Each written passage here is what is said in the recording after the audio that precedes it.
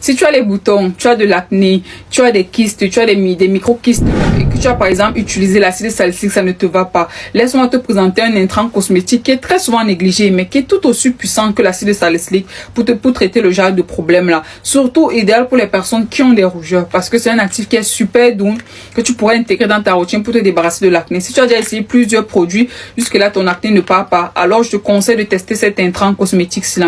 Avant de te présenter l'intrant, il faut que je me présente. Je suis Else Belous, ta skincare doctor. Je suis esthéticienne cosméticienne. Donc, cet intrant n'est autre que l'acide succinique. Tu peux voir là, ça c'est de Primark. Tu as plusieurs marques qui font ça aussi. Tu as Inkey-List, tu as l'acide succinique de Inkey-List. Donc, déjà, une petite parenthèse pour t'expliquer c'est quoi l'acide succinique. L'acide succinique, en fait, c'est un intrant cosmétique qui a été utilisé auparavant, en fait, qui existe depuis, que nos parents utilisaient beaucoup. Mais sauf qu'avec la technologie, beaucoup d'entreprises ou beaucoup de laboratoires négligeaient ce pouvoir qu'a cet intrant-là. Beaucoup négligent ça. C'est pour ça que vous allez voir très peu de marques produisent les sérums à base d'acide succinique parce que c'était beaucoup utilisé auparavant. C'est ça que nos parents appellent souvent le soufre en fait. C'est ce qu'on appelle de façon terre à terre le soufre.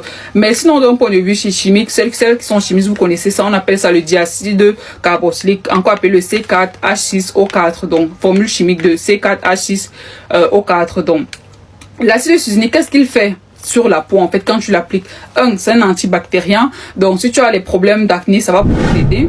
Un antibactérien, un antifongique et c'est un excellent exfoliant. Ça permet de lisser la peau. Comme elle dit, ça joue le même rôle plus ou moins que l'acide salicylique, sauf que ceci est un peu plus doux. C'est pour ça qu'il correspond à toutes les personnes, même qui ont des rougeurs. Parce que quand vous avez les rougeurs sur le visage, on va souvent vous limiter l'utilisation de l'acide salicylique, mais on va vous recommander d'utiliser l'acide succinique. Si des personnes ont déjà eu à tester les sérums à base d'acide succinique, les crèmes à base d'acide succinique, mettez en commentaire. Mais sinon, si tu n'as jamais entendu parler, c'est le moment de pouvoir tester ça pour toi. Donc, tu peux trouver ça de plusieurs marques. Ça, c'est que j'ai en main, c'est de Primark. Il y a plusieurs marques qui ont ça. Il y a Inkey-List également. Donc, si tu as des problèmes d'acné, pense à pouvoir intégrer dans ta routine l'acide succinique parce que c'est un excellent, comme elle dit, antimicrobien, antifongique et aussi un excellent exfoliant. Ça va venir ici te permettre de lisser ta peau. Et quand on sous-entend pas lisser ta peau, on sous-entend aussi exfolier, c'est-à-dire lisser les boutons, te donner un visage encore plus lisse en fait, sans boutons, sans imperfection. L'acide succinique.